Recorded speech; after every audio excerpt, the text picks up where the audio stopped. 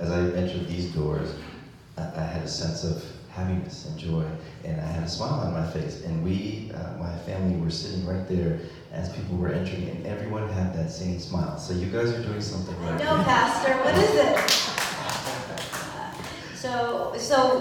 As I look around, as we look around, I mean, I always feel like, gosh, like, Pastor, I don't even feel worthy to speak to you guys about what can we add, and I'm sure all of you, including the young people who did an amazing job here, touched my heart and my soul with your song. What can we share? And for what it's worth, obviously, we're both going to be. He just celebrated his 47th birthday, September 6th. So I told Pastor this is his birthday service. And so, we've been through a lot. We've been married for 20 years. And our kids are here. And one of what I hope is, when you bring your children to a place like this, that they experience the grace of God. And I truly feel, because my family was a big part of Methodist church. My dad was Catholic. My mom is Methodist. So growing up, and I grew up in the Philippines, we would go to both. So that's how they compromised. I went to Catholic school. See, kids at least you don't have to do both. Yeah, but I didn't even realize how ingrained it was in my DNA, and how when I became, when we came to the United States in 1984, I'm the oldest of 4 kids. As I look around here, I'm sure you all have your stories as immigrants, moving yourself, your family to a new land, trying to make a better life. My family, my parents, I think both had really great lives in the Philippines. And then they didn't realize what kind of life they were going to have here. I'm the oldest of 4. I was 12 years old when my family moved to San Diego. And we had no idea how hard that struggle and how that life was going to be. And I think, because of the stress, my dad was sick a lot. He had his first heart attack in his early 40s. He had back issues where he wasn't able to work for many years, and of course that impacted the finances. My mom worked 2 full-time jobs for 10 years, did not have a day off. And so me, as the oldest, I really felt this sense of responsibility and a sense of purpose, that I really want to help my family get out of poverty, have a better life, and help my parents.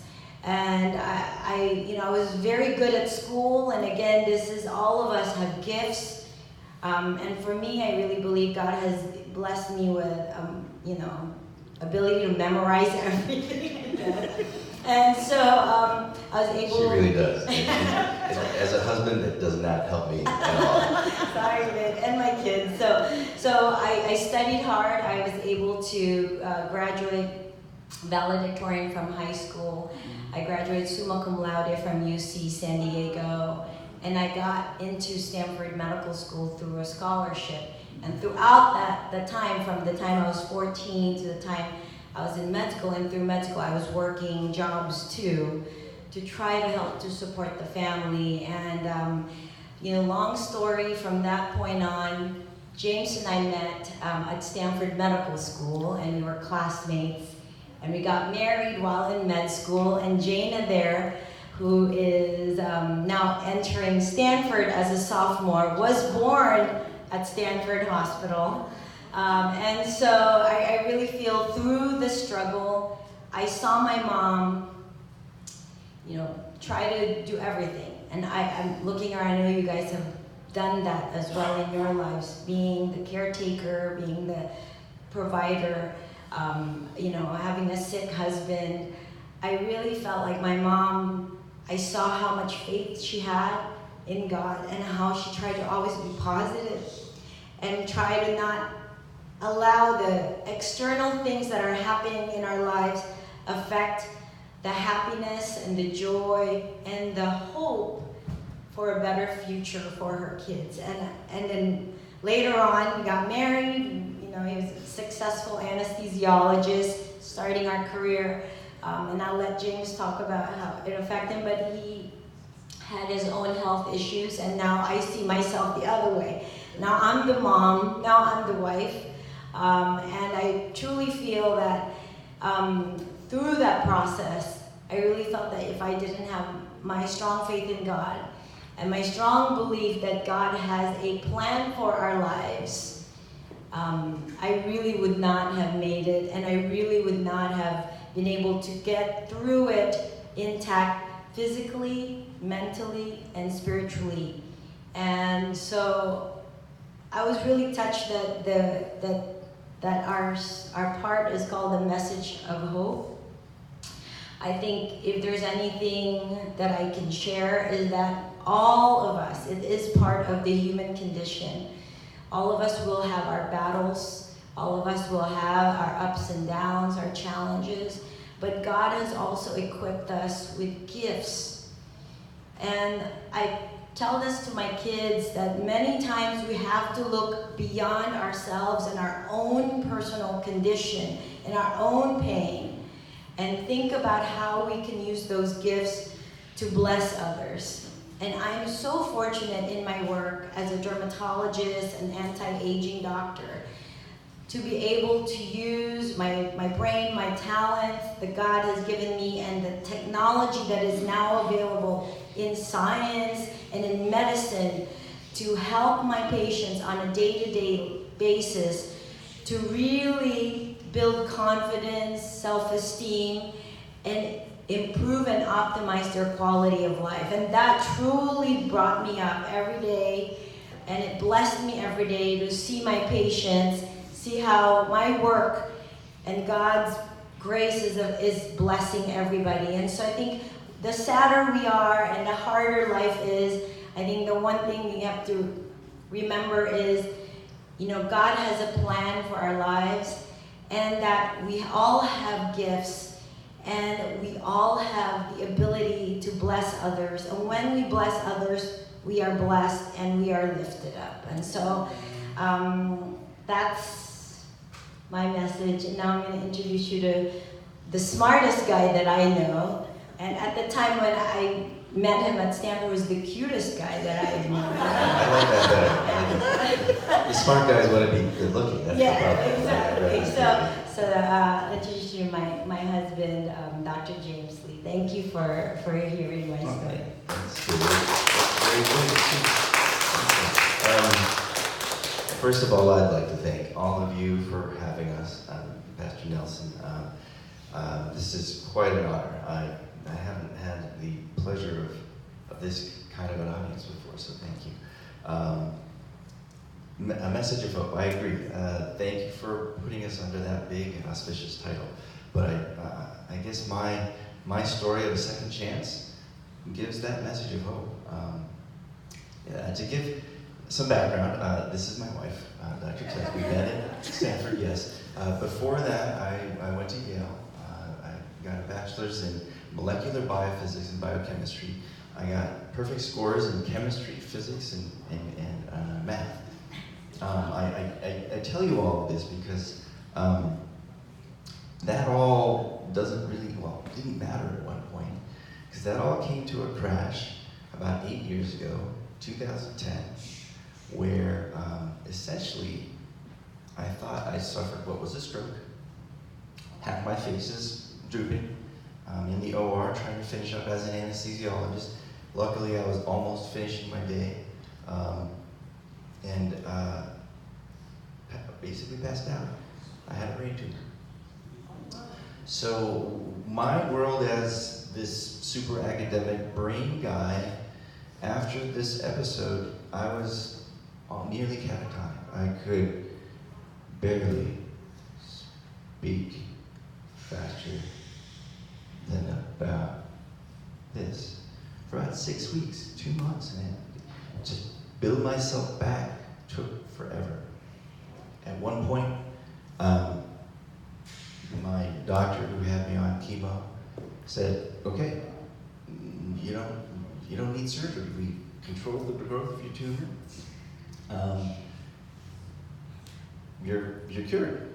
And I said, "Well, what about the fact that I'm still standing in front of the mirror every morning trying to figure out how to unscrew my toothpaste? What about, I know my left and right, but why does it take me a good part of the morning to get my shoes? I mean, I feel like I'm playing a game of Tetris and I'm twisting my shoes the wrong way. And she's like, well, you're not gonna die, welcome to your new normal. And I said, all right, I mean, she said it a little more pleasantly than that, but that's what I heard. Try to enjoy life from here on out because this is kind of what you got. And so, I will be honest with you. There was a period of time, about 3 to 6 months after that, hearing that news, I was severely, severely depressed. I tried to convince myself that I could live a life of, I don't know, pleasure. I guess I can play golf maybe, but that doesn't matter when you can't remember your score the day before. And it doesn't matter when you don't have someone to tell. And when you tell somebody that you don't remember what you told them. So none of that mattered anymore. And at one point I do remember thinking, it doesn't matter if I die. I was married to a wonderful woman. And again, this is my mind thinking to myself in the past tense. I was married to a wonderful woman. I had beautiful children. They're amazing. They really don't need me anymore. They're smart enough to figure life out on their own. And it didn't really matter if I was here or not. That's how useless I had felt. And in many ways I was kind of useless. I mean, I couldn't do what I did before. And to come back as, a Stanford-educated anesthesiologist, husband of Dr. Tess Mauricio, father of 2 amazing children, that was just too big of a shoes to ever come back into, and I basically felt like giving up. And how you didn't give up? But I didn't give up. And it wasn't, I woke up one morning and the sun was hitting my eyes. And I realized something. I realized that I had spent my entire life, and we all are guilty of this, I believe, at one point, spent my entire life fearing death, worrying about illness, trying to keep what I had, and I never really appreciated just being alive. Out of nothing, out of next to nothing, out of less than nothing, came from, we just we popped into life, and we've never truly been thankful for that. And I said, wow, out of the billions of human beings that have existed throughout history on this planet, I don't have to worry about anything trying to kill me that it's trying to eat. I don't have to worry about me trying to kill something to eat. I wake up in a warm house. I wake up next to my wife who still loves me. I have children who still respect me, well, most of the time. In other words, of the billions of people that existed on this planet before me, I'm in a very special place. I have all those things. And if that wasn't worth living for, what was? Not the accolades, not the status, it was, I wanted to come back because I wanted to build a better relationship with my wife for the last days. If I had if these were the last days that I could remember maybe. What about with my children? I didn't want to, because I spent a lot of time in the hospital as a physician at the end of life. And no one has ever told me, I wish I spent more time in the office, I wish I made more money. And I understood what they were talking about now. I wanted to go back and do the things that really mattered. And that day, every day got a little better.